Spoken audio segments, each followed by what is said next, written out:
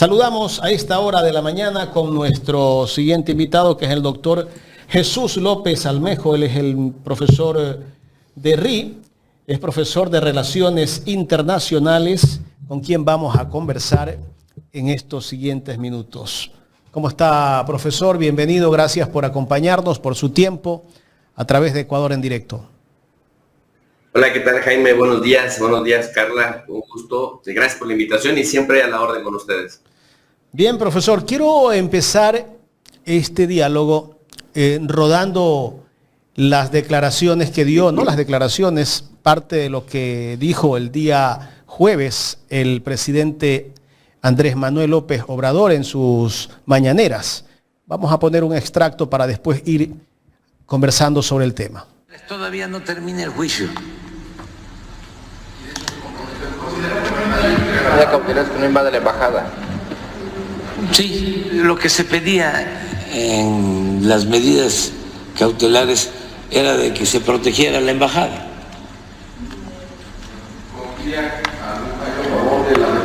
Yo pienso que sí, nada más que va a llevar tiempo. Y es importante el que quede el presidente para que nunca más se vuelva a violar el derecho internacional y se invada una embajada, que es violar la soberanía de un país.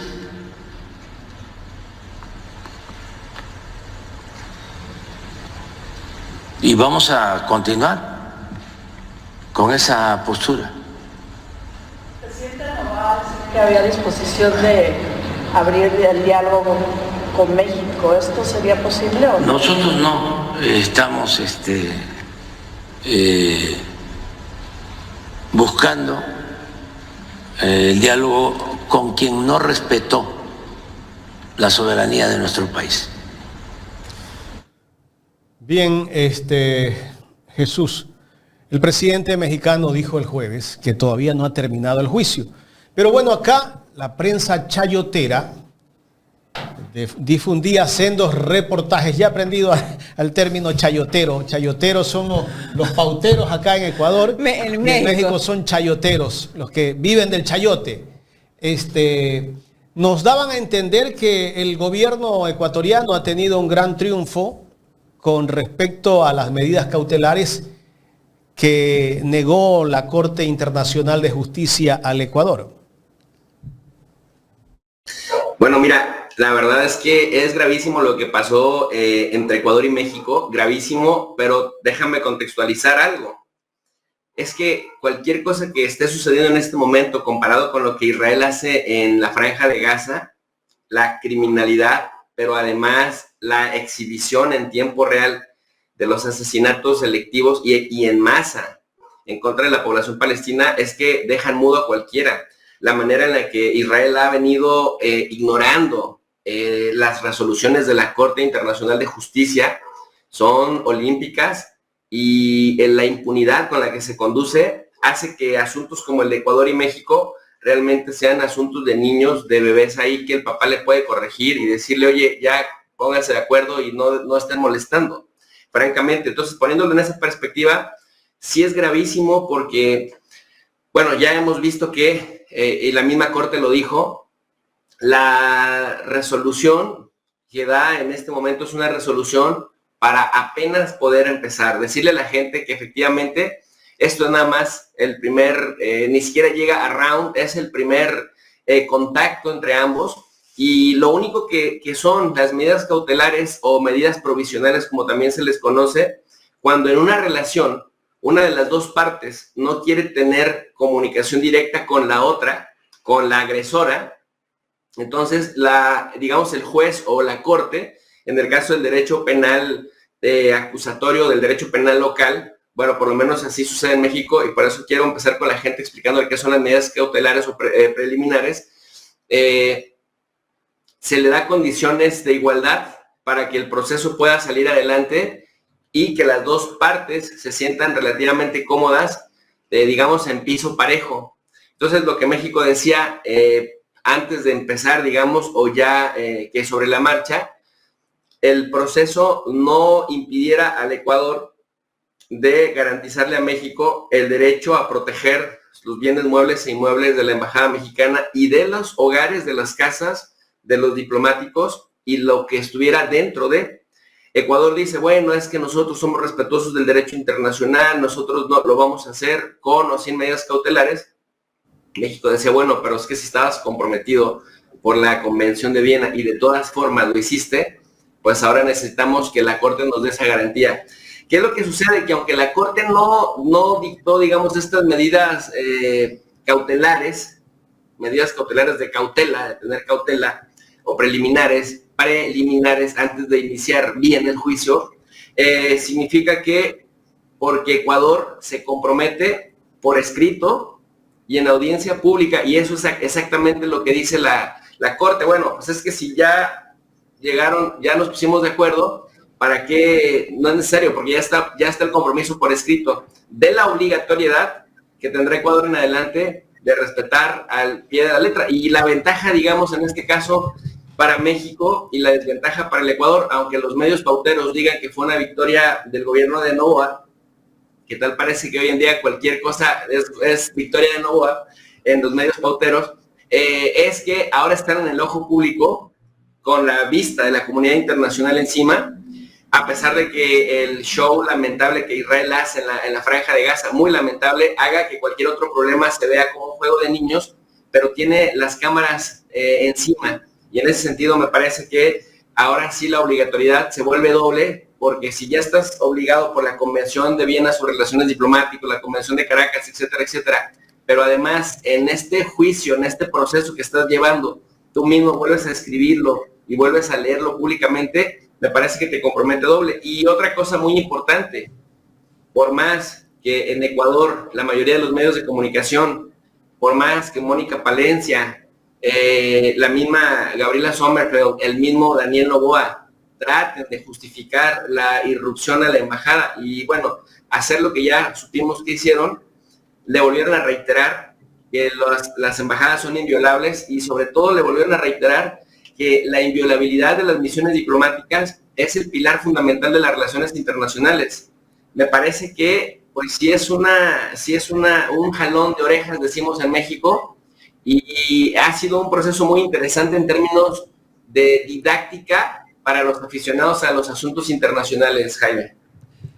Doctor, dejando claro un poco la situación, es decir, Ecuador reconoció, ¿no?, el haber ingresado arbitrariamente a la Embajada de México y manifiesta, ¿no?, y dice, bueno, nosotros vamos a respetar los bienes muebles e inmuebles, por lo que la Corte dice, bueno, si ya hay un acuerdo por parte de ellos público, ¿para qué te voy a conceder las medidas cautelares? Es eso, no es que alguien ha ganado o alguien ha perdido, como se quiere hacer ver o como se le quiere hacer entender a la ciudadanía, ¿no? Porque ¿qué es lo que pasa acá? Que trata de hacerse ver que la decisión del presidente Noboa ha sido acertada y que de una u otra forma la Corte la está aplaudiendo y le está dando la razón. Sí, definitivamente es correcto lo que dices. Mira, en Estados Unidos, por ejemplo, para los ecuatorianos que nos vean también en Estados Unidos, cuando va a haber un divorcio, por ejemplo, si las personas que se están divorciando no se quieren ir a juicio, el juez les concede un periodo para que se pongan de acuerdo sobre las condiciones en las que van a llevar a cabo ese divorcio sin irse a juicio, es decir, en esa fase previa. Lo que las partes acuerden, eso se convierte, digamos, en ley y el juez finalmente lo termina asentando en un acta. Eso fue lo que sucedió. Ahora, el juez dice, pues ya no necesito conceder efectivamente las medidas cautelares, pues porque ya la parte agresora se comprometió a esto en audiencia pública y por escrito. Pero además aquí hay algo bien importante. Si lo queremos ver en términos de que alguien ganó o alguien perdió, pues es que, siendo muy sinceros, el que dice no peleemos, no sigamos más con esto, yo te concedo lo que digas, lo que quieras en esta etapa del proceso, porque luego hay gente que me ha preguntado, oye, ¿y entonces por qué Jorge Glass sigue en La Roca? ¿Por qué? Bueno, por la simple y sencilla razón de que ese es tema de otra etapa del mismo proceso. En esta etapa, sobre lo único que se trataba el asunto era sobre medidas cautelares, y al final ya no había tema, pues desde el momento en el que Ecuador diga, porque así como Ecuador dijo, sin pelear, tiro la toalla, México tiene razón, le garantizo que lo que está pidiendo en todas sus medidas cautelares se lo concedo, y venga, lo firmo por escrito, me obligo a, pues entonces uno pensaría, pues quién perdió y quién ganó. Decía Alejandro Celorio, el encargado del grupo legal que representó a México en La Haya, pues es que si hasta esta etapa del proceso nosotros teníamos 10 peticiones y las 10 peticiones se concedieron, aunque la Corte al final dijo no dictamos medidas cautelares porque ya no está la urgencia, pues quién gana y quién pierde si nos salimos con 10 de 10. Pero, doctor, bueno, dentro de los principios del derecho internacional está la solución pacífica de las controversias, ¿no? Y eso es lo que apelaron, pues, determinados países, y lo pongo en contexto porque usted decía, dado lo que está pasando en la Franja de Gaza, pues, esto se puede solucionar con negociación, con mediación, debería de ser así. Pero hemos visto también que la posición del presidente de Ecuador, sobre todo, ha sido bien, digamos que, tajante, ¿no? Porque, bueno, también México ha hecho algunas peticiones y una de las que dice, bueno, pues ok, si lo vamos a solucionar de manera pacífica, que todo se devuelva como estaba antes, denos a Jorge Glass, nosotros ya le concedimos pues el asilo y regresemos al principio. ¿Realmente el organismo internacional o los organismos internacionales están trabajando para aquello o tienen que tomar algún otro tipo de decisión en función de cómo los estados tienen sus posiciones marcadas? Mira, lo que sucede en Ucrania particularmente, y esto que vemos en la Franja de Gaza, con la impunidad con la que se maneja Israel, han evidenciado una cosa muy importante. Primero, el doble estándar de los países occidentales, que tanto hablan y tanto se pronuncian de un orden basado en reglas, y son los primeros en romperlo. Punto número 1. Punto número 2. También ha mostrado la debilidad de los organismos internacionales, porque mira, en el derecho internacional público se parte de que puede salir adelante siempre y cuando las partes integrantes, los miembros integrantes, tengan buena voluntad. Entonces se habla de la buena voluntad de las partes para ejecutar las resoluciones que los organismos internacionales se supone emiten objetivamente una resolución para fortalecer ese orden basado en reglas. Pero nosotros hemos visto con estos dos temas que te mencionaba, entre muchos otros, pero menciono estos porque son los más familiares para las audiencias, que también es cierto que hay una especie de despertar y de interés en los temas internacionales, pues a partir de que las redes sociales acercan a la gente a estos problemas. Entonces, en ese sentido, ha quedado muy claro que son muy ineficientes porque, bueno, pues las medidas de coerción todavía distan mucho de poder obligar a alguien que incumple. Pero es que además lo hacen con criterio selectivo. Mira lo que decía recientemente el asesor del fiscal de la Corte Penal Internacional, recientemente decía que se le habían acercado países europeos, comisionados europeos, decía, para decirle que retiren las medidas, la orden de arresto, la sugerencia de orden de arresto de Benjamín Netanyahu, el primer ministro de Israel, porque las resoluciones de la Corte eran únicamente para países africanos y para mandatarios de países del tercer mundo, como peyorativamente le llaman. Entonces, en este caso, volviendo otra vez a Ecuador, decir que Daniel Noboa me parece que está en campaña. Me parece que toda la política que ha venido haciendo en los últimos meses, desde que tomó prácticamente la presidencia, lo ha venido trabajando ya en su reelección, pensando en que va a llegar al año 2025 con una ventaja de popularidad que le permite entonces ahora sí estar un periodo más largo. Y me parece que se ha aventado, digamos, ha apostado por el escándalo, aunque le beneficia a su persona y no importa que eso dañe al Ecuador. Veamos el asunto con Rusia, veamos el asunto pues de esta ruptura del orden institucional incluso ecuatoriano, tratando de gobernar a punta de estados de excepción. Y los estados de excepción, como su nombre lo indica, es hacer medidas más allá de lo ordinario, como por ejemplo el allanamiento a domicilios, la interrupción de comunicaciones, la interrupción de la vida privada, el pillar a alguien por perfil racial, es decir, si pareces sospechoso, si te ves como sospechoso, te acerco, te levanto, prisión oficiosa, ya hasta que me dé cuenta que no eres tú, bueno, pues entonces te dejo salir.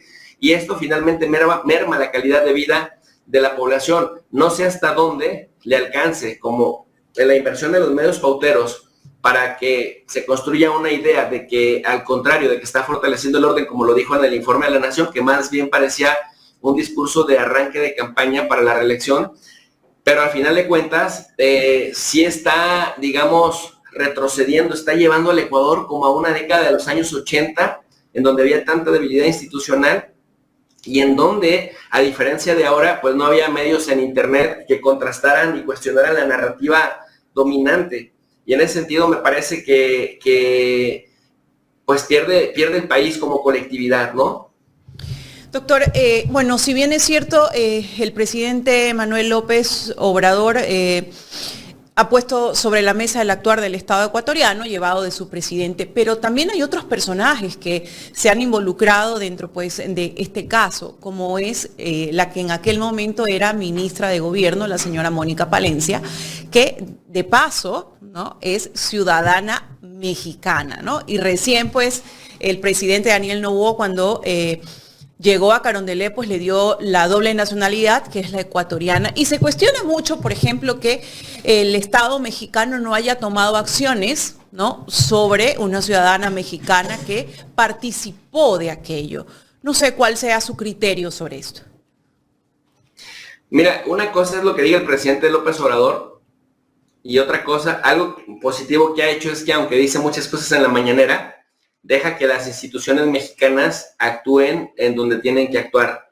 El presidente dice que por él no es necesario declarar a Mónica Palencia como traidora a la patria, pero hay instituciones que podrían iniciar procesos en contra suya y en ese sentido que son autónomas, que son independientes del Poder Ejecutivo, y en ese sentido el presidente ha sido como muy respetuoso, por más que intentan vendernos la idea de que es un autoritario, por más que intentan vendernos la idea de que en México se hace lo que el presidente quiere, que nada más falso de eso. El presidente, francamente, se ha acotado a sus facultades constitucionales y eso, bueno, pues ha generado que en algunos momentos se coma derrotas judiciales, que le infringe el Poder Judicial o que incluso en el Poder Legislativo no salen las cosas o las resoluciones como él quisiera.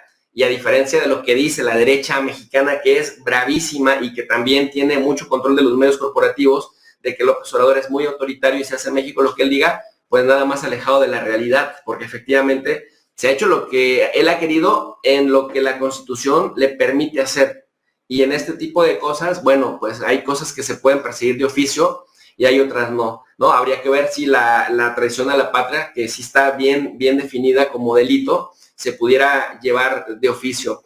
Y además, otra cosa que quisiera yo comentar, cuando mencionabas a Mónica Palencia y que fue justamente Daniel Noboa, ya en su calidad de presidente, quien concede la doble nacionalidad para esta señora, eso te habla del grupito que está malgobernando el Ecuador en este momento. Es decir, si analizamos la relación más allá o con anterioridad a la presidencia, a esta administración, más allá de noviembre de 2023, pues vemos que entre el del medio ambiente, la cartera del Ministerio del Interior, digamos, todo este grupito cercano que también vuelve a serse exhibido con el manglar de Olón, con el fracaso que tuvieron en el manglar de Olón, pues es un grupo que viene trabajando desde antes, desde lo privado, desde lo particular con ellos, y aunque su experiencia política dicta mucho, más bien dista mucho de ser eficiente, dista mucho de poderle acreditar como alguien eficiente para cumplir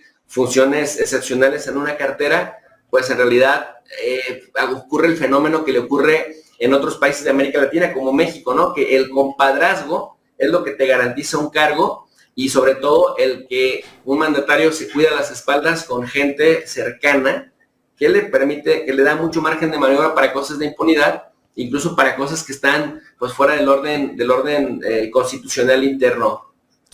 Claro, tiene el presidente de la República una gran cantidad de ministros que han sido empleados o son empleados de las empresas del Grupo Noboa. ahí podemos sacar conclusiones que prácticamente tiene empleados de ministros. Así es. Voy a poner en pantalla lo que tituló uno de los diarios de mayor circulación acá en Ecuador, Diario El Universo. Este fue el titular que puso el día jueves. Dice: resolución de la Corte de Justicia Internacional sobre Ecuador y México será vista como un triunfo político para Daniel Noboa y un revés para AMLO, aseguran expertos. La resolución del máximo tribunal no incide en las demandas que cada país presentó y que llevarían a los países a un juicio sustantivo más adelante. Bueno, este es el titular de Diario El Universo, pero te voy a poner el titular de France 24 también. A llorar a la llorería, dice Noboa tras rechazo de la Corte Internacional de Justicia a emitir medidas contra Ecuador por asalto a embajada. La Corte Internacional de Justicia no consideró este jueves 23 de mayo la existencia de una urgencia o un riesgo real e inminente que requiera la emisión de las medidas cautelares solicitadas por México contra Ecuador en respuesta al asalto de su embajada en Quito. Bueno, son los titulares que publicaron no solamente los diarios de acá de Ecuador, sino también France 24. Pero en todo caso, han intentado posicionar como que el gobierno ecuatoriano, el gobierno de Noboa, ha ganado en la Corte Internacional de Justicia, y viéndolo con tu análisis, y nosotros también hemos sacado conclusiones acá, no es así. Sí, no, definitivamente está muy lejos de ser así, y me parece que también tenían otro problema muy importante. Yo había estado investigando, leyendo, que hubo muchas críticas al gobierno de Noboa por haber contratado a un peruano derechista, a un abogado británico que justamente se dedica a litigio en la Corte Internacional de Justicia, a un estadounidense y a un israelí. En este momento estamos hablando de la derecha reaccionaria, la derecha internacional, en este momento al servicio del gobierno de Ecuador, lo cual, pues uno, va a generar que el Ecuador gaste bastante dinero en estos personajes, y dos, que también el hecho de vender este tipo de temas como victorias, aunque ya lo demostramos, está muy lejos de ser una victoria, pues de alguna manera compromete al Ecuador con las naciones o con los países de donde estos señores son nacionales. Y el tema del universo es gravísimo, mi querido Jaime, porque el mismo director de este medio estaba tuiteando, estaba muy activo en las redes, dirigiéndose a los críticos de Daniel Noboa de una manera peyorativa y con insultos. O sea, como si realmente él emocionalmente estuviera afectado por las críticas que le hacen al gobierno de Daniel Noboa. Y entonces aquí es donde uno hace corte, ¿no? Decir, espérame, si tú eres un medio de comunicación, ¿por qué te ofende las críticas, además justificadas, a un mandatario al que tú también deberías estar criticando? Por eso se entiende bastante la postura de alguien que, si en lo personal incluso hasta insulta a quien cuestiona al gobierno de la nación al que pertenece, pues como medio de comunicación trate de cubrirle las espaldas. Pero mira, ¿qué sigue? Y aquí es donde se va a poner muy interesante, porque he estado yo viendo en diferentes medios de comunicación a diferentes analistas que cuando les preguntan qué pasa si Ecuador no cumple, a pesar de que ya se comprometió en la audiencia pública y a pesar de que ya lo hizo por escrito, y entonces ahí se vería si es una victoria o no. ¿Qué pasaría con este caso? ¿Qué pasaría con el Ecuador? ¿Cómo le podrían castigar? Bueno, mira, en la Corte Internacional de Justicia, cuando te metes a su sitio web y ves la fuente primaria, ves sus resoluciones, ves sus propias estadísticas, te dice que lo más común es que ya en estas instancias cualquier compromiso por escrito sí se cumple. Por ahí de pronto Estados Unidos e Israel no lo hacen, pero es que Estados Unidos e Israel no respetan ningún tipo de orden jurídico internacional en ninguna instancia. El resto de naciones mortales sí lo hacen. En ese sentido, hay muy pocas posibilidades, muy poco margen de maniobra para que Ecuador no lo haga, es decir, que no cumpla con lo que se comprometió para que la Corte entonces no emitiera las medidas cautelares. Eso por un lado.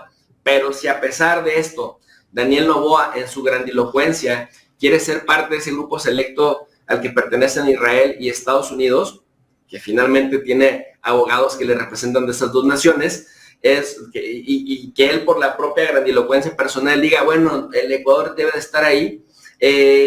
La Corte Internacional de Justicia, que llevaría a cabo, digamos, seguiría corriendo con el proceso por el cual se tiene que fortalecer el tema de la inviolabilidad de las embajadas, que ya se manifestó al respecto, el tema de la protección del asilo político o el asilo diplomático, a la par tendría que presentar una queja acompañada del compromiso por escrito al Consejo de Seguridad.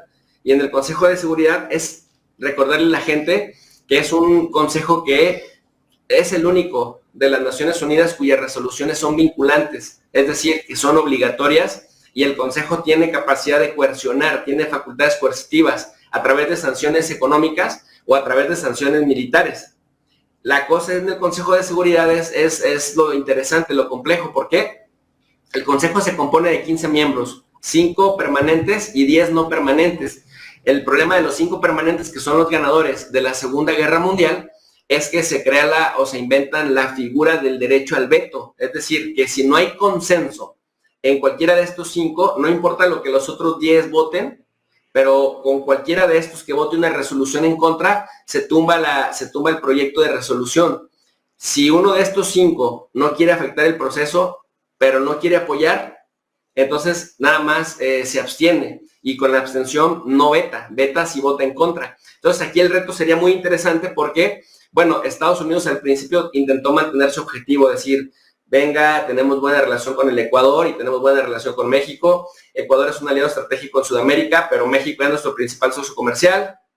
Entonces, ojalá que las partes se arreglen. Sale López Obrador, un viejo lobo de mar que mueve muchas cosas en la mañanera, a decir que los países podían posicionarse como les diera la gana, pero él entonces tendría el derecho a informarle al pueblo de México la postura de sus aliados. Fue muy crítico, especialmente con Canadá, porque Canadá habló de un supuesto o un tentativo delito internacional que había cometido Ecuador. Cuando sale México, cuando sale el presidente López Obrador a mostrar las imágenes que se vieron de la irrupción de las fuerzas ecuatorianas a la embajada, pues dijeron, caray, el presidente está furioso y no queremos que esto nos impacte en nuestra relación comercial bilateral. Y tanto Estados Unidos como Canadá, que originalmente habían emitido una resolución muy escueta de 3 líneas, entonces ya salieron casi con un ensayo. Miller se pronunció el mismo Biden, y en Canadá, pues esto llegó hasta la propia canciller, que entonces ya salieron a condenar al Ecuador con mucha fuerza. Acá lo interesante sería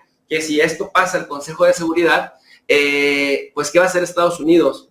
¿Va a vetar? ¿Se va a abstener? ¿Va a permitir que la resolución salga adelante? Se pone complicado, se pone interesante. Jesús, detrás del asalto a la embajada, ¿tú crees que tal vez podría haber estado el gobierno americano? Mira, yo creo que la apuesta, eso ha dicho mucha gente, sobre todo gente conspiracionista, ¿no? Que vincula, yo no lo descarto, pero tampoco lo puedo afirmar. Yo lo que le decía a tu compañera es que veo que Daniel Noboa, como nada más iba a cumplir originalmente el periodo de Guillermo Lasso, él desde el día 1 en la presidencia llegó a hacer campaña para reelegirse.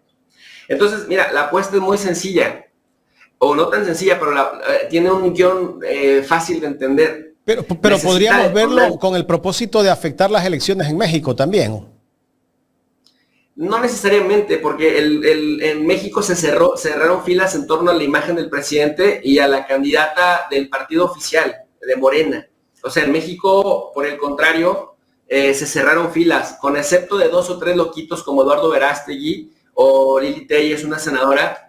El resto, prácticamente hasta los mismos candidatos de los otros partidos, cerraron filas en torno al presidente. Pero si nos ponemos a pensar esto en términos de lo que pasa con Daniel Noboa, mira, la apuesta es muy sencilla. El juicio en la corte, como se sabe que México no es un país belicista, México no iba a hacer, por ejemplo, lo que Irán hizo contra Israel cuando atacó su embajada en Damasco, ¿no? Por razones humanitarias, López Obrador, si se ha estado cuidando en México de no justamente incendiar el país, como lo hizo Felipe Calderón, pues no iba a mandarle unos misiles al puerto de Guayaquil, por ejemplo. No, o sea, descartado. Entonces, ¿qué pasa? como México tiene como uno de sus principios de política exterior la solución pacífica de las controversias, entonces se sabe que el único mecanismo es ir a la Corte y que la Corte se toma su tiempo, la Corte tarda meses o incluso años en resolver.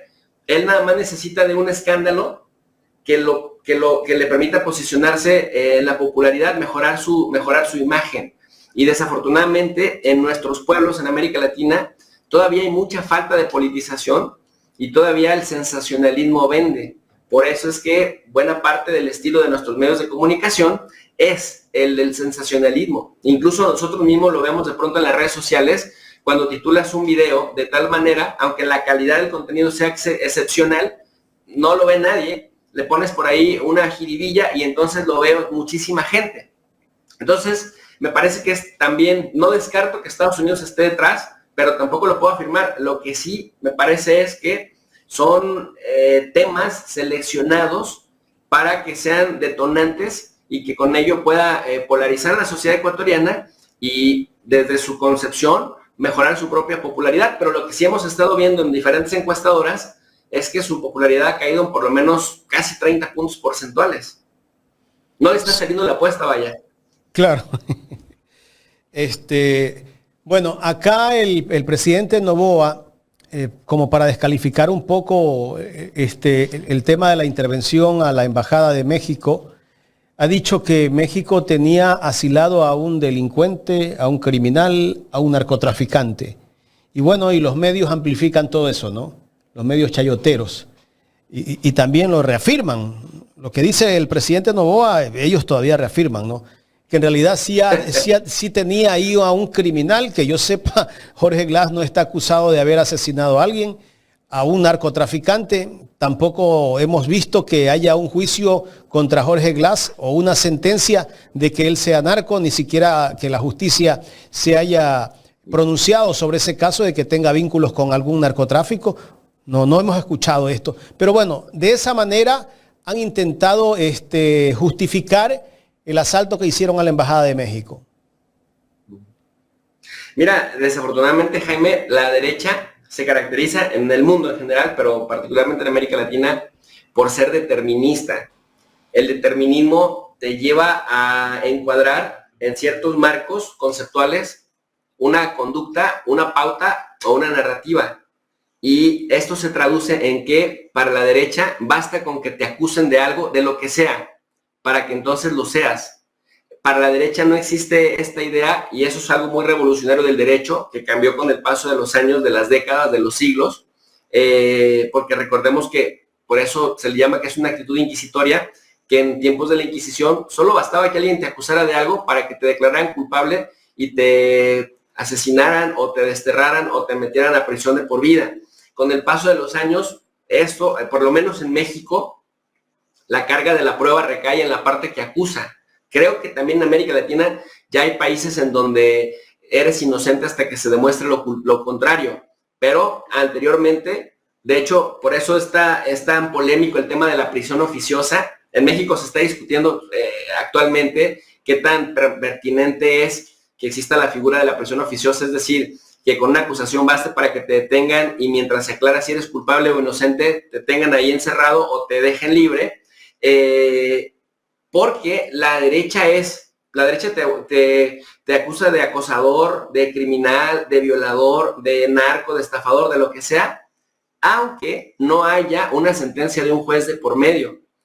Y va en contra justamente de la presunción de la inocencia.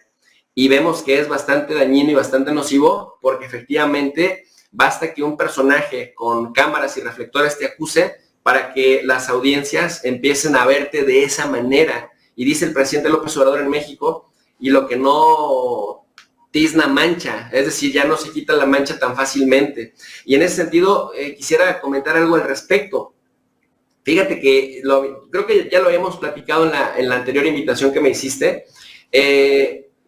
México tiene un equipo legal formidable, un equipo, si algo caracteriza al Servicio Exterior mexicano, es justamente la eficacia de los abogados que tiene.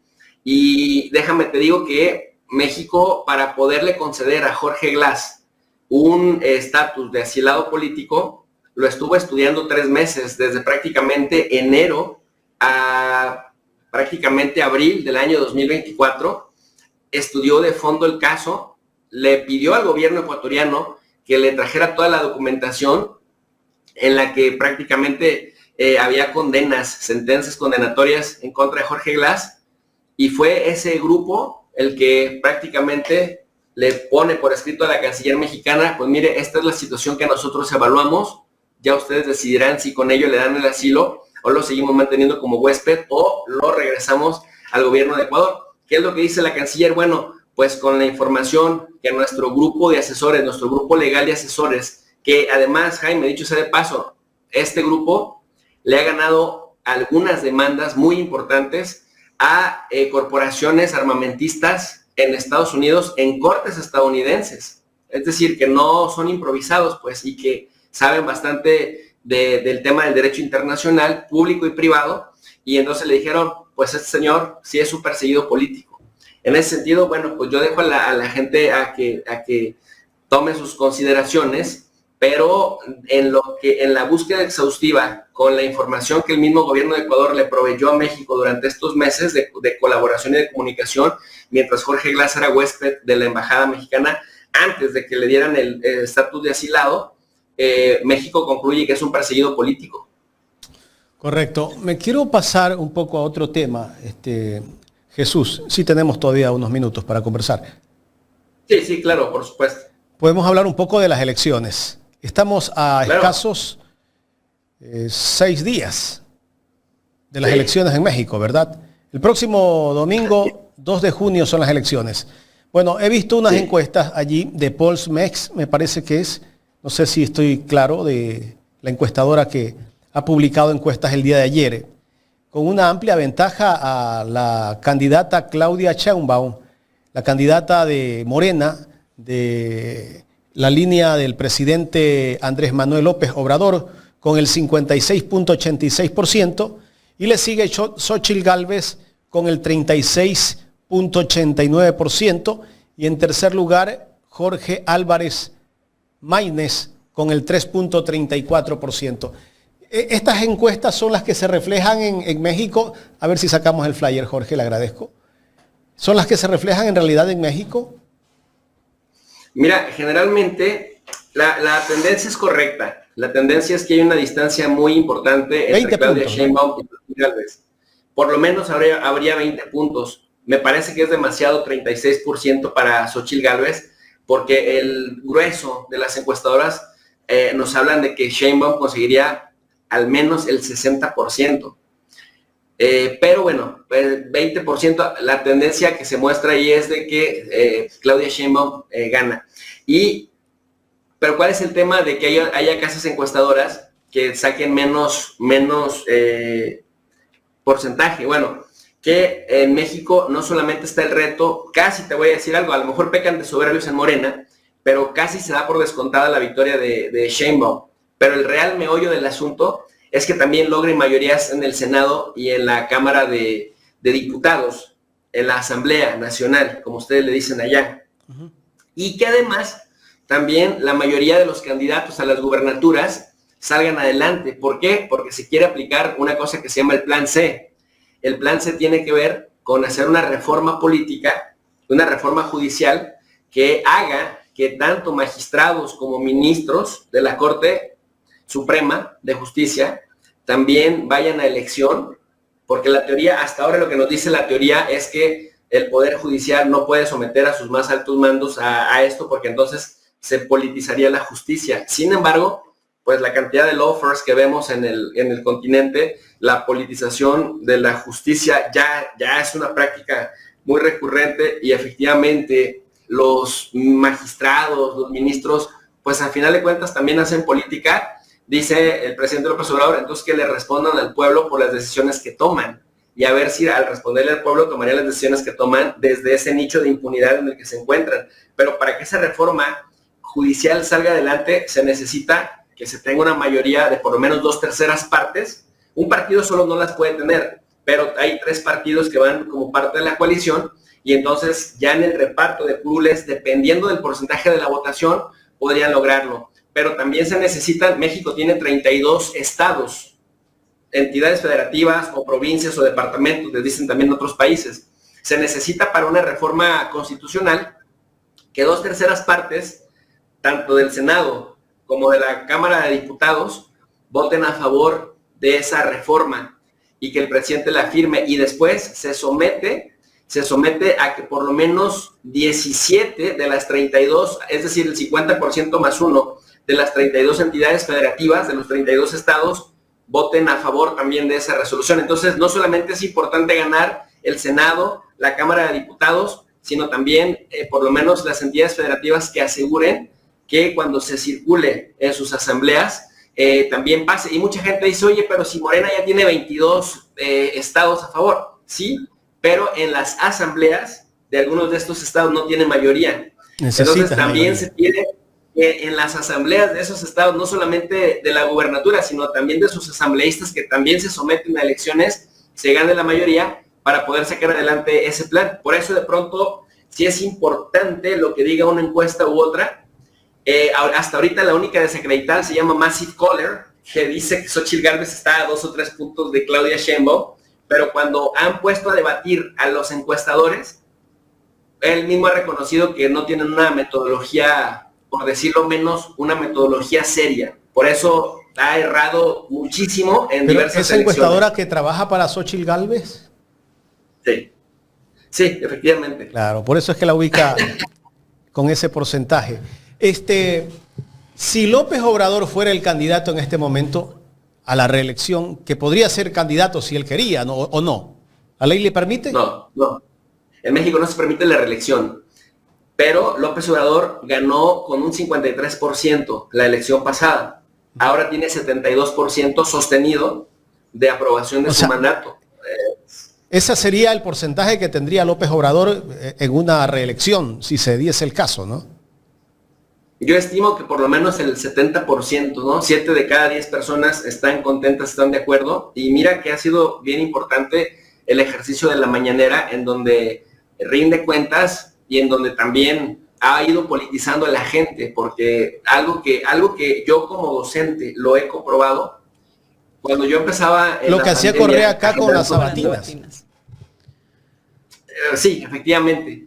Nada más por sacar es diario, 2 horas de 7 a 9 de la mañana y tiene los niveles de audiencia más importantes. Es decir, López Obrador, con el ejercicio de la mañanera, desplazó a los noticieros estelares de los principales medios de comunicación que empiezan a las 7 de la mañana.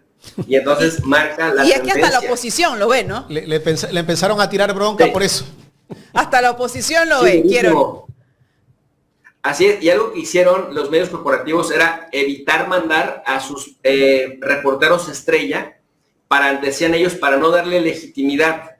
Cuando empiezan a ver que pierden rating, no solamente empezaron ya a enviarlos, sino también empezaron a retransmitir parte de la mañanera de sus propios espacios para empezar a tener algo de rating. Y otra cosa importante, a gente a la que se le veía afín al presidente López Obrador, la empezaron a invitar a diferentes programas estelares de estos grandes medios corporativos que habían perdido totalmente el rating, para volver a recuperar parte de ese rating, porque entonces la gente iba a escuchar los debates de gente cercana a López Obrador, que iba a esos grandes medios críticos de López Obrador a ver esas batallas titánicas en términos de narrativas en esos programas. Y fue como empezaron a recuperar más o menos algo de rating, pero definitivamente la mañanera marcó la pauta. Y algo que yo decía como docente, que cuando empecé a generar contenido allá por 2019, a la gente no le interesaba qué era el neoliberalismo, a la gente no le interesaba el socialismo, el capitalismo, el marxismo, la inversión extranjera directa, la inversión extranjera indirecta, qué eran las divisas,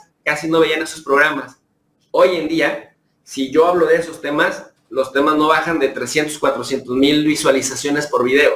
Nada más para que te des una idea, y es lo que no han sabido medir los medios de comunicación, del grado de politización de la gente, que ahora sí, como se dicen... Creó una cultura López Obrador. La gente quiere conocerlo.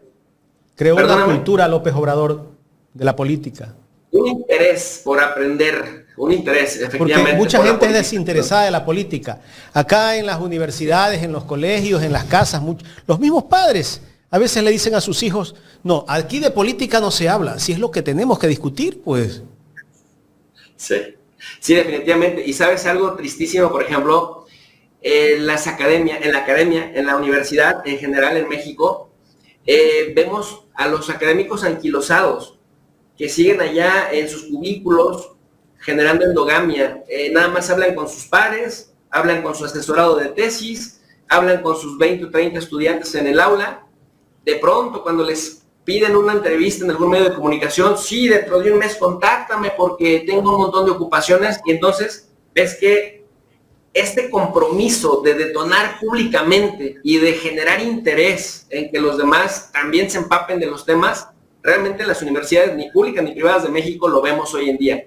Son ellos y sus eventos, y a mí me sorprende que incluso después de haber visto la experiencia del COVID-19 y que nos encerraron en nuestras casas y que entonces las tecnologías de la comunicación de alguna manera equilibraron esa falta de contacto directo con tener a la gente, digamos, informada, y que se hizo teletrabajo durante por lo menos año y medio acá en México, que todavía sigan hoy en día organizando eventos en las universidades y no transmitiéndolos en las redes sociales, en las plataformas, en la mayoría de las universidades, que todavía le pidan a la gente que se registre para poder tener un código que les permita acceder al gran conocimiento erudito que se hace dentro de las aulas, cuando en realidad es miedo, este ostracismo responde al miedo que tienen de, pues, que exhiban cuánto conocen de la realidad y cuánto están realmente vinculados en términos reales a poderle explicar y acercar a la gente a la realidad.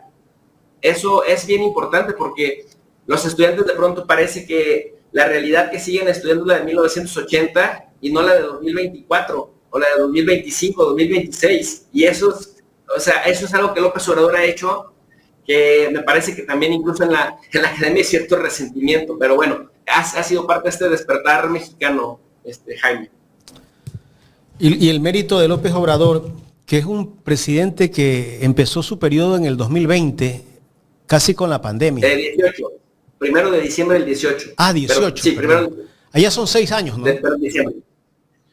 Sí, él va a durar en el cargo 5 años con 10 meses, porque hubo una reforma política anterior a él que hace que, como las elecciones son cada 6 años en el verano, y la toma de posesión siempre se da hasta el 1 de diciembre de cada 6 años, ahora lo que hicieron es recortarlo para octubre, para que no hubiera tanto tiempo muerto entre que se sabe quién es el presidente electo y el presidente que va de salida, porque dicen, al presidente que va de salida ya no le hacen tanto caso, ya no tiene un poder real, y el presidente que va de entrada pues tarda mucho en tomar el cargo. Entonces lo recortan hasta octubre, y por eso es que también anticipan un mes las elecciones, que generalmente solían ser el primer domingo de cada julio, de cada 6 años. Jesús, pero también es un mérito porque enfrentar a la pandemia no les ha ido bien a muchos políticos que tuvieron que vivir la pandemia. Algunos han tenido que, no han vuelto a reelegirse incluso, y sus partidos políticos no han seguido obteniendo el poder, los que no tenían la chance para reelegirse. Pero Andrés Manuel López Obrador es lo contrario. Enfrentó la pandemia, seguramente hizo un gran trabajo, atendió a la gente, lo que tal vez otros gobiernos no hicieron en otros países. Mira, aquí va a pasar algo que quizás en Ecuador estén también familiarizados.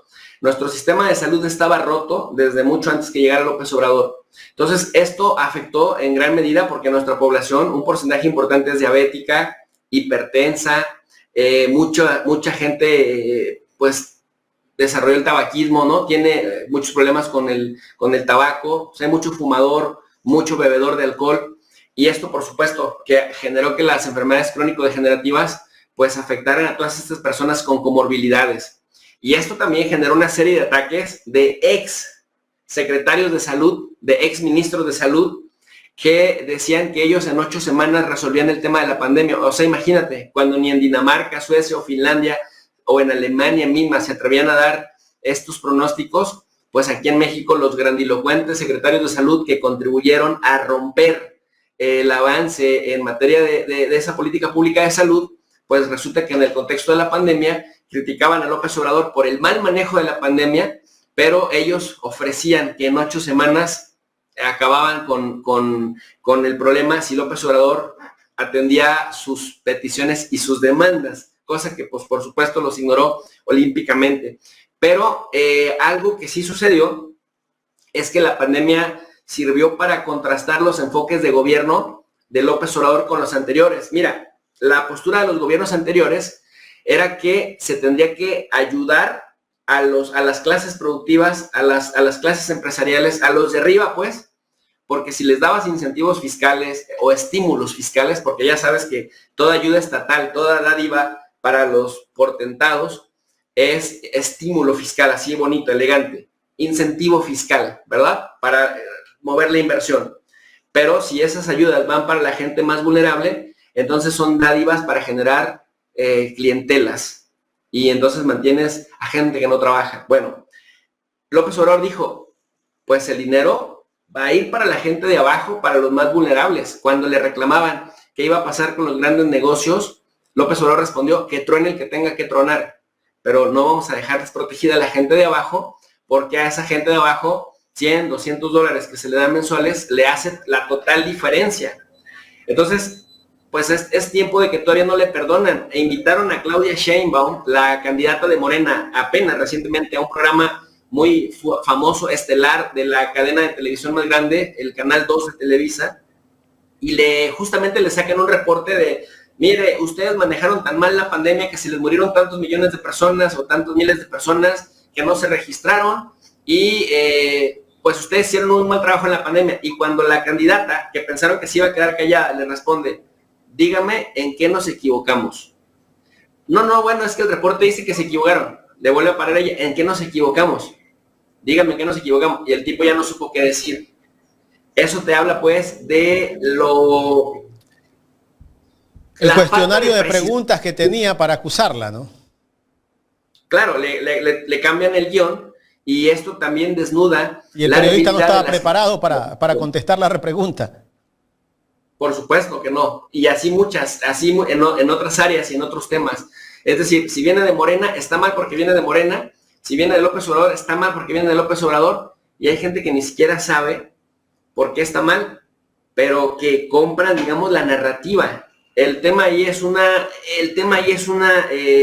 lucha por los recursos, porque ¿sabes quiénes son los que más, son los críticos más feroces?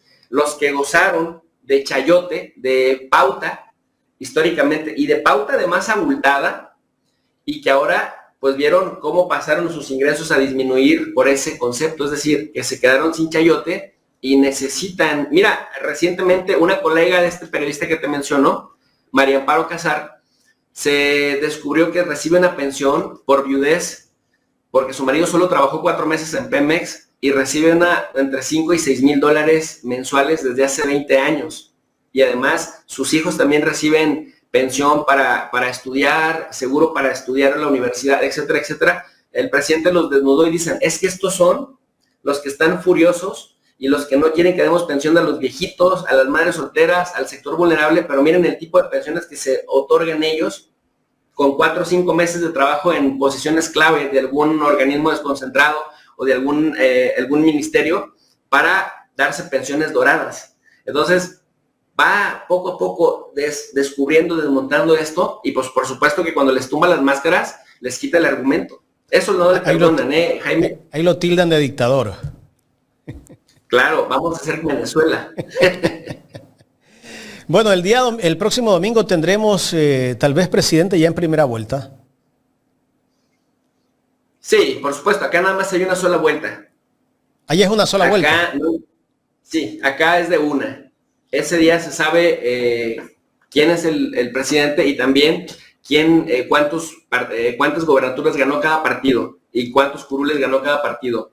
Si hay algún problema, si hay alguna impugnación de algún distrito, de algún estado o de alguna senaduría, se resuelve, es decir, se esperan, por ejemplo, 3 o 4 días para que entonces el conteo rápido se confirme con las ¿no? Las preliminares, los resultados que manda cada distrito. Pero fíjate que a raíz de que le hicieron un fraude monumental a López Obrador en 2006, en las reformas posteriores, reformas electorales y reformas políticas posteriores, se vale ahora el voto por voto, casilla por casilla. Si un partido no está conforme con el resultado, se tendría que hacer un recuento de la elección y eso ya tardaría su tiempo, sus meses. Pero me parece que eso es cuando son resultados cerrados. Cuando hay amplitud, cuando hay bastante margen, me parece que no habrá problema y el mismo domingo por la noche se confirmará lo que las tendencias vienen diciendo ya por meses, ¿no? La victoria de Sheinbaum, pero el reto, decíamos, no es que gane Sheinbaum la presidencia. El reto es que también la gente vote parejo y haya un acompañamiento también en el Poder Legislativo. Y fíjate que otra narrativa que han estado sacando, Jaime, ahora que sacamos este tema a colación, los intelectuales, que les llama López Obrador orgánicos, esta gente que recibe pauta, sale a decir, tenemos que votar diferenciado.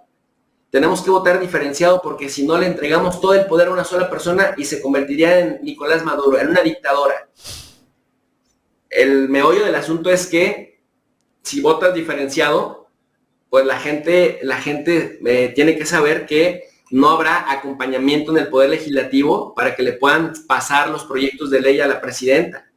Y esto es bien delicado porque ya en otros procesos electorales se les ha comprado la idea a estos pauteros que ahora están muy desacreditados, pero no deja de ser sorprendente el cinismo de esta gente que después se queja de que por qué no hay un proyecto de nación que saque adelante a este país, si ellos mismos son un lastre que confunden a las audiencias, que confunden a los votantes y que no le explican que un presidente en un sistema como el mexicano o como el ecuatoriano tiene que tener mayoría en las cámaras, o por lo menos una de las cámaras, para que entonces el proceso legislativo pueda cumplir su función y que las leyes que el país necesita pues puedan salir adelante para que tenga un impacto real en la audiencia, ¿no? Finalmente, tal vez afectó este asalto a la Embajada de México en Quito en cuanto a lo político, a Morena, al presidente Andrés Manuel López Obrador, o fue lo contrario? Sí, no, fue totalmente lo contrario. López Obrador salió, digamos, fortalecido de esto, porque la gente cerró filas e incluso la oposición cerró filas a nivel de los candidatos, incluso de oposición, cerraron filas con el gobierno mexicano. Y los 2 o 3 actores impopulares de cada partido de oposición fueron los que se pronunciaron como siempre en contra de López Obrador. Pero mira, les pasa que como siempre están en contra de todo lo que impulsa López Obrador, pues ya la gente esperaba que también en este lado se posicionaran a favor de Novoa, pero eso es lo que los hace justamente más aislados, ¿no? Los mantiene todavía más aislados porque ya se espera una respuesta contraria a lo que vaya a apoyar López Obrador. ¿Y qué piensas lo que ocurrió con Milei en España, donde insultó a la esposa de Pedro Sánchez en España mismo, en Madrid? Pues mira, sí, me parece muy grave, muy delicado lo que le pasa a los hermanos argentinos, de verdad gravísimo, porque mientras les adelgazan el Estado, mientras le van quitando los dientes, las armas al Estado para que cumpla su función, porque la razón de ser del Estado es la cosa pública, Jaime. El Estado fue creado justamente para equilibrar, para garantizar condiciones dignas entre los diferentes de una jurisdicción. Entonces, si llega un tipo que empieza a adelgazar al Estado, le empieza a quitar las herramientas para que genere estas condiciones de coexistencia al interior de una jurisdicción, pero además, un tipo que hace show, que canta, que grita, que tiene arranques de histeria, que tiene arranques de ira pública, lo que hace es desviar la atención, es decir, que se hable más de cómo pela los ojos, de cómo enseña los dientes, de cómo grita, o de cómo insulta, o de cómo baila, o de cómo canta, que la atención se mantenga ahí, mientras despoja a la gente a través de adelgazar el Estado de las funciones propias del Estado para atender la cosa pública. Y es lo que me parece gravísimo. Y Pedro Sánchez, pues también le entra un poco al quite ahí, porque vienen las elecciones en Europa, las elecciones europeas, y claro, pues todo el mundo trata de jalar agua para su molino, ¿no? Tratan de mejorar a partir de escándalos su propia imagen, por lo menos frente a sus votantes duros. Y eso me parece que tenemos que romper con ese ciclo en donde eso sea lo importante. Y en España, a Pedro Sánchez lo que le vienen a reclamar es que no rompió con Israel, a pesar de que en Israel los han insultado tremendamente a él y a Yolanda Díaz, su vicepresidenta, no los bajan de estúpidos, perdón la expresión, literalmente así, el ministro del Exterior de Israel le dice estúpida a la ignorante además, y hoy, por ejemplo, ya amenazó Israel a España, diciéndole, además me parece una burla, diciéndole que todo aquel que daña a Israel, también Israel lo va a dañar, porque ya no estamos en tiempos de la Inquisición y porque ya los judíos tienen un Estado. Y Pedro Sánchez, si con Milei retiró a su embajadora, pues esto es 20 veces más grave, vamos a ver qué hace. Y es lo que le cuestionaban los críticos. Es decir, ¿por qué con Israel, por qué con Marruecos y con otros países doblas las manitas y ahora que Milei hace una crítica contra tu esposa, hasta quitas a la embajadora, ¿no? Y das a entender que congelan las relaciones para posteriormente romper relaciones con Argentina. Pero están jalando agua para su molino, decimos en México. Jesús, quiero agradecerte por tu tiempo. La verdad que ha valido la pena conversar, casi una hora hemos conversado en este espacio. Pues siempre un placer, estimado Jaime, y me da gusto que su espacio vaya creciendo, que se esté consolidando, porque son voces bastante necesarias en el despertar de las conciencias. Gracias por la invitación. Gracias. Jesús López Almejo, profesor de Relaciones Internacionales, conversando con nosotros aquí en Ecuador en directo en esta mañana. Gracias.